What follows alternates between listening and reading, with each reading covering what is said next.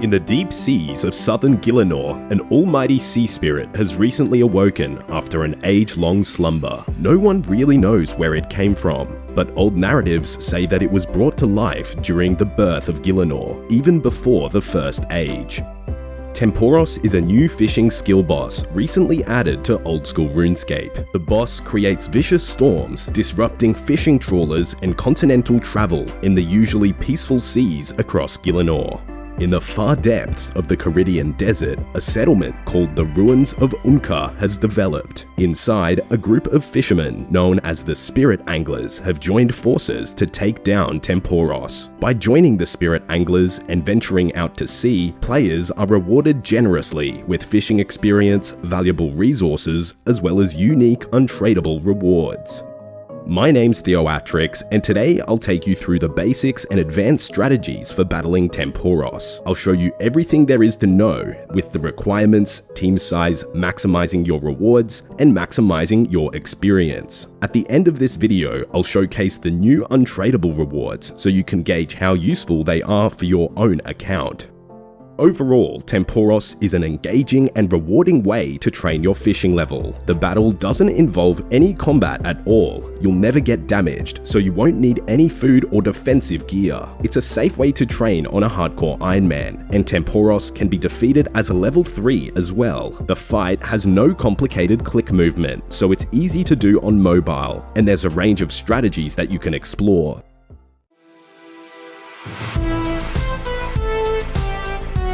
The only requirement to fight Tempoross is level 35 fishing. Having a higher fishing level does give you better XP and more rewards. It's useful to ensure that your account has its own player-owned house, which you can buy from any estate agent across Runescape. Having a house lets you repair the mast and the totem pole, which gives you decent construction XP and points. There's also a cooking aspect, although having a higher cooking level doesn't affect anything within the battle. You get 10 XP for each cooked harpoon fish, and you'll never burn them, even with level 1 cooking. All in all, Tempoross has very few requirements and is very rewarding both for XP and money. In saying that, you can take along a range of equipment to improve your rewards and XP rate. The Tempoross battle involves using a harpoon, so you can bring along your own better harpoon instead of a regular one that is provided. If you're going for the most reward points, your best option is the Infernal Harpoon, and if you're going for experience, the best is the Crystal Harpoon, and I'll explain more about those in a moment. From those top harpoons, the best alternative is the Dragon Harpoon, obtainable from the Grand Exchange or various monsters. If your account can't access any of those harpoons, you can take along a regular one, a barb-tailed harpoon, or you can catch fish bare-handed with Barbarian training. A barb-tailed harpoon is no better than a regular harpoon. However, you can equip it, which saves you one inventory slot. Bare-handed fishing also does the same thing, with saving an inventory space, but also gives you a little bit of strength XP while you fish. Bare-handed is the same speed as a normal harpoon and barb-tailed harpoon as well. Along with the harpoon, it's recommended to take the full angler's outfit, which gives you some extra fishing XP. You can also take along fishing potions or admiral pies to temporarily boost your fishing level, and having a boosted fishing level will slightly speed up your overall catch rate. The Infernal, Crystal, and Dragon Harpoon also have their special attack, which temporarily boosts your fishing level, and that saves you bringing along potions and admiral pies. You can also bring a graceful cape and graceful gloves for the negative weight bonus. And the reason why I say cape and gloves is because there's no angler's cape and gloves. If you don't have the angler's outfit, full graceful is your next best option. In terms of other items, everything else is provided in the starting area of the boss fight. You can find ropes, hammers, buckets, and even harpoons if you don't want to bring your own. So you really don't need any items at all to battle Tempoross, since you can obtain them all in the starting area. But of course, if you have a better harpoon and fishing equipment, definitely take it along. From the southwestern corner of Al-Kharid to the south of the bank, you can take a new boat straight to the ruins of Unka. There's no requirements and it's completely free, making it by far the best way to access Tempoross. In Unka, there's a large ship that leads you off to battle. Near the jetty, there's a pool that your rewards are stored in after versing the boss. There's a fishing shop. There's a Shantae Pass shop with items to help you through the desert. Up to the north, there's a mine with some low-level ore rocks, and around the area, there's random new interactions to explore. For example, searching this crate in the building with the ruined altar, you get a damp egg, which is an untradeable Easter egg. To start a battle with Tempoross, you climb up the ladder at the end of the docks in Unka. Simply waiting up here will give you entry to the next round, and a game can start with as little as one person. Jagex created some Tempoross dedicated worlds where you can find large teams fighting the boss. Although Tempoross can be soloed, duoed, or fought in a smaller team, and overall, it's better for both XP and rewards to have a smaller team. If you're only just getting started with the boss though, I would suggest hopping over to one of those Tempoross worlds to learn the mechanics. There's British, American, German, and Australian servers. I'll talk more about team sizes, XP rates, and rewards a little bit later in the video.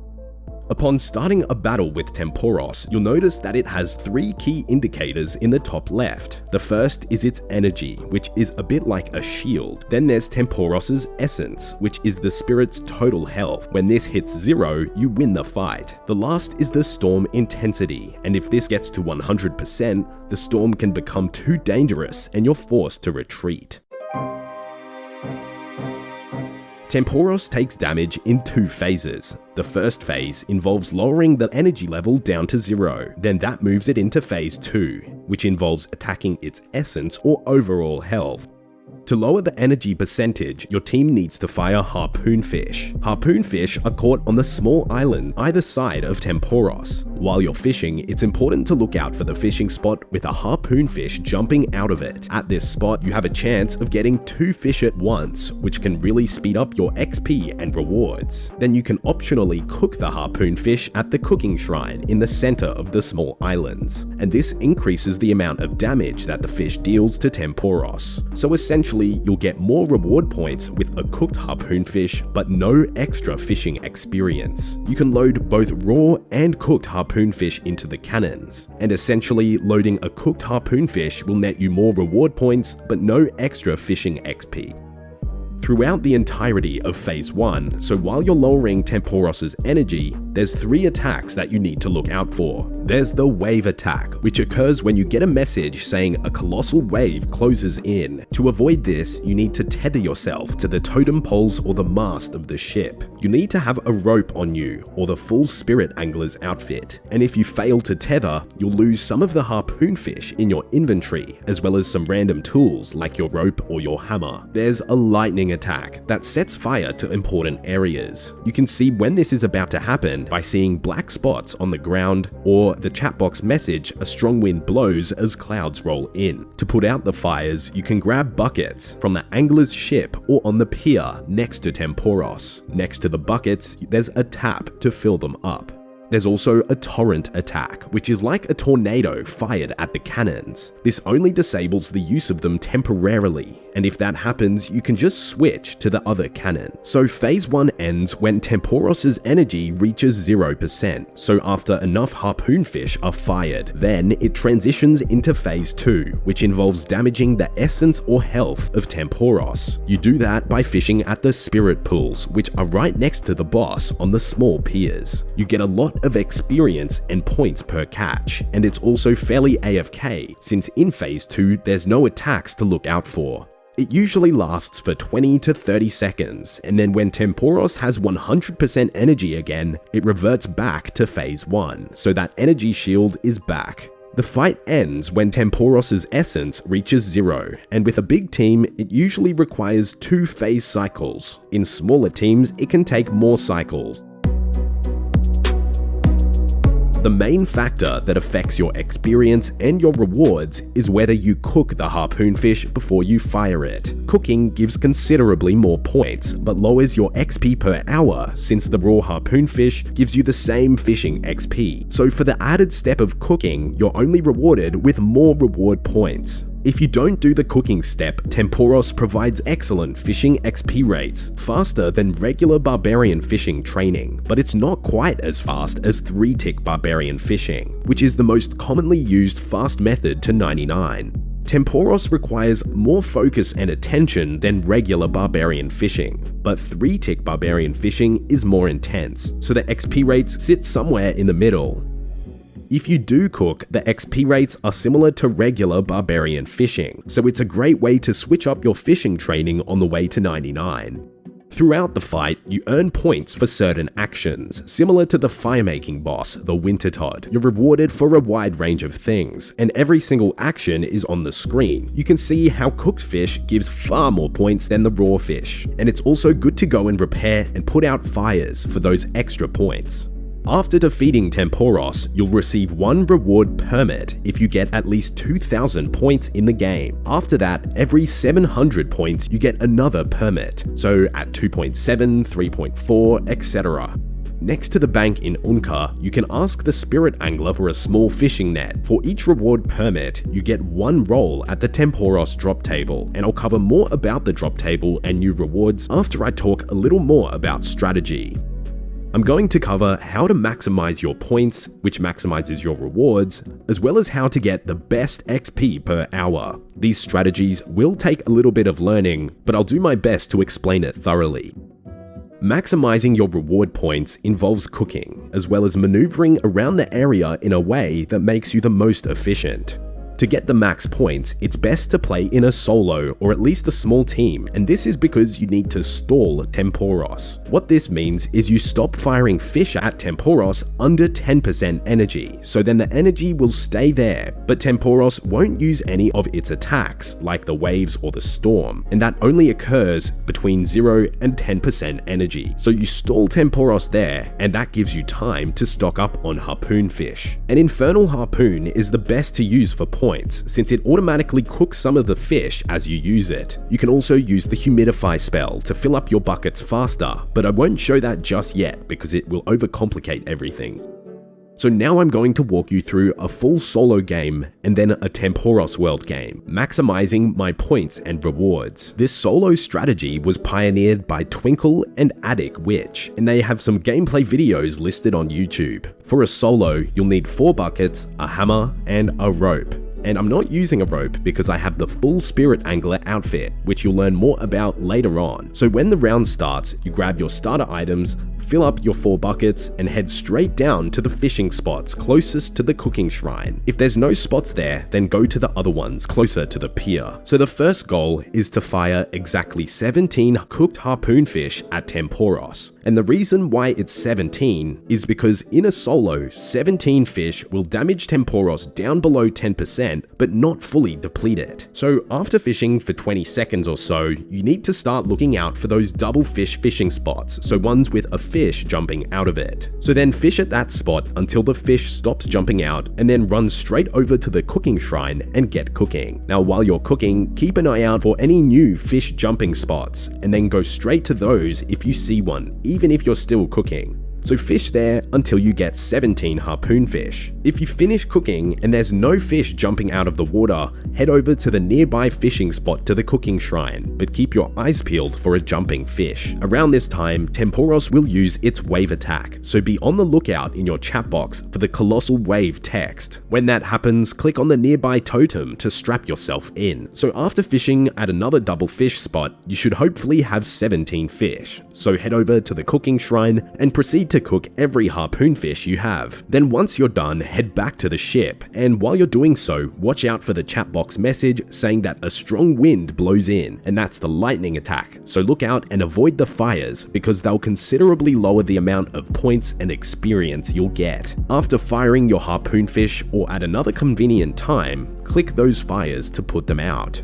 Now Tempoross's energy will be under 10%, but not at 0%. So at this time, Tempoross won't use any attacks. The next goal is to get 20 cooked harpoon fish. The reason why it's 20 is because you'll use 3 harpoon fish to put Tempoross's energy at 0, then the remaining 17 will go towards lowering Tempoross back to 10% in the next phase. So head back down to the fishing spots and start fishing, and continue to look out for those double fish spots and efficiently use your time between cooking and fishing at preferably a double fish spot. That's the most efficient way to collect cooked fish. And then once Once you've collected 20, head over and fire them in the cannons. Your character will automatically fire 3, then the remaining 17 will get stored into the crates to be used when Tempoross goes back to phase 1. Once you've loaded up your fish, head down to the spirit pools and get the remaining points and XP until Tempoross goes back to 100% energy. When it's back, return to fishing, and once again the goal is 20 cooked harpoon fish for that same reason as before. So you continue with this strategy all the way until Tempoross is defeated, and doing this gets you at least 6,000 points per game, with each game lasting around 10 minutes. The infernal harpoon makes this method a lot easier, so if you have a low fishing level, you might need to try this in a duo or a small team, since you might have trouble keeping up with Tempoross's storm intensity. The key things to remember for a solo are 17 and 20. The first run is 17 cooked harpoon fish, then 20 cooked harpoon fish thereafter.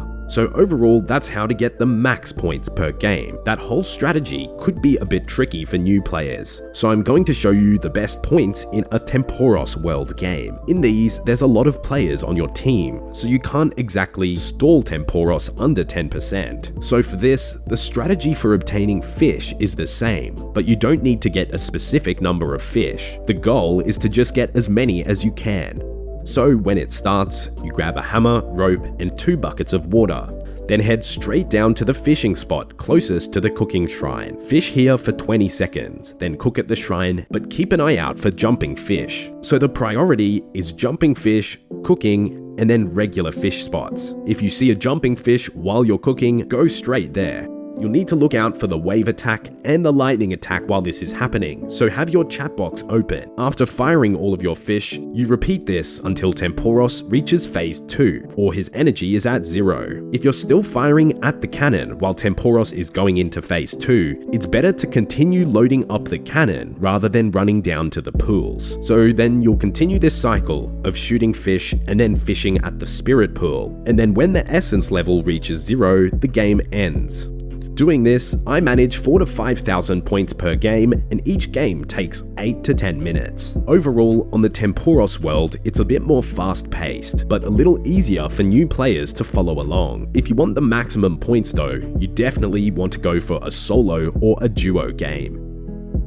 Now let's talk about the strategy that maximizes your fishing XP. This strategy has similarities to the max points method, but instead you won't be cooking the harpoon fish as much. This strategy works best in a small team. It can also work in a solo, but only if you have a fairly high fishing level, since Tempoross's storm intensity can get too high, so teams of 1, 2, or 3 players are the best. So solos are the best for high level players, and duos or trios are best for those low levels. The crystal harpoon is the best option to use, since when you use it, there's a 33% chance that you get a crystallized harpoon fish. This gives you 20% more XP when you fire it at Tempoross. This time I'll show you the humidify spell, and if you're using humidify, you should be on the lunar spellbook and have a rune pouch, which contains fire, water, and astral runes. From the start of the match, your first goal is to get at least 24 raw harpoon fish. You need at least 24, since the raw fish don't deal as much damage to Tempoross's energy. Using 24 raw harpoon fish will take it around 8%. And by the way, these numbers that I'm stating are only for solo games. When you add another player to the team, Tempoross gets more energy, which can require more fish. So when you start out, run down to any of the fishing spots. It doesn't matter which, since you won't be cooking. Keep an eye out for the double fish spots, and the goal is just to fill up your inventory as fast as possible. Then run up and fire them from the cannons, and you'll need to watch out for Tempoross's attacks while you're doing so. So then once you've fired all of the raw harpoon fish, Tempoross should be just under 10%, and you can now drop your bucket, hammer, and rope, then fill up your inventory with 27 harpoon fish. Once it's full, head up to the cannons. Tempoross transitions into phase 2, then you go down, fish for more harpoon fish, and always keeping your eyes out for a double fish spot. Once it's full, head up to the cannons and fire a couple of harpoon fish, just enough to get the boss to 0%. Then while Tempoross transitions into phase 2, run down to the spirit pools and start fishing all the way until the energy level is back to 100%. Now that it's back to phase 1, you run back up to the top of the ship and fire all of the harpoon fish that you already obtained, and that should put Tempoross back under 10% energy. Then you go down, fish for more harpoon fish, and always keeping your eyes out for a double fish spot. Usually takes around 10 minutes to do this method and gives only 4,000 points or so per game, although you do get at least 30% more XP per hour when compared to doing the cooking method, and using this method is faster than barbarian fishing, but not 3-tick barbarian fishing. After fighting Tempoross, you'll want to claim your rewards. So you claim it by netting at the rewards pool, and netting here, you roll for loot on a drop table with new untradeable rewards. Tempoross can make you a fair bit of money from the regular drops, and most of the time you'll get raw fish or some other resource items. The raw fish you get depends on your fishing level. Having a higher fishing level means you'll make more money, since you'll get higher level fish, but it won't really affect how many of the untradeable rewards you'll get. There's also a very rare chance of getting a dragon harpoon from the rewards pool, which is worth over 1 mil on the Grand Exchange, and also a very useful tool for Iron Man. Along with those rewards, there's 9 brand new items introduced to Old School, obtainable only from the Spirit Pool, and these are all untradeable. Firstly, there's a common chance of getting a gold-trimmed casket, which you can open to get a range of valuable alkables and resources. There's Spirit Flakes, and these are stackable and are consumed while you fish in the Runescape world. A Spirit Flake is consumed every time you catch a fish, but there's a 50% chance that you'll catch 2 fish instead, although you don't get the extra experience for the second fish. You can also use 3,000 Spirit Flakes to add a blue recolor option to the Heron fishing pet. You can also use 1,200 Spirit Flakes to convert a piece of the Angler outfit into a Spirit Angler outfit piece, and you do that by talking to Jita, the Spirit Angler. In total, you need 4,800 Spirit Flakes for the 4-piece set. This Spirit Angler set gives the same XP boost as the regular outfit, but it also functions as a rope during the Tempoross boss fight, so you can save 1 inventory space. There's the new Tackle Box, and that's a rare reward from the rewards pool. The Tackle Box lets you store lots of fishing-related items in 1 inventory slot, saving bank space, particularly useful for Iron Man 2. There's the fish barrel. If you're far from a bank, you can use it to store 28 raw fish. You can also use a fish sack on a fish barrel to make a fish sack barrel, and this allows you to equip this fish barrel on your back. The fish sack itself is obtained from aerial fishing by trading in mulk pearls, and it previously had no use other than being a wearable item with very minimal defense bonuses, but now you can use it with your fish barrel. There's a rare chance of getting a big harpoon fish, which you can mount in your player-owned house skills hall. Not much use, but a bit of a flex. There's a rare chance to get a tome of water, which can be charged with soaked pages, also obtained from the rewards pool. The water tome boosts water spells in a similar way to how the tome of fire boosts fire spells. It also increases the accuracy of binding spells, which could make some useful PvP content. Lastly, there's a very rare chance to get a Tempoross pet called Tiny Tempor. Anyways guys, that's a complete rundown of Tempoross. If you missed anything or need a refresher, all of the timestamps are down in the description. Overall, I think Tempoross is a very enjoyable and rewarding way to train your fishing level, accessible on pretty much every single account build. If you have any questions or feedback, be sure to leave a comment on this video. Thanks for watching, and good luck hunting Tempoross.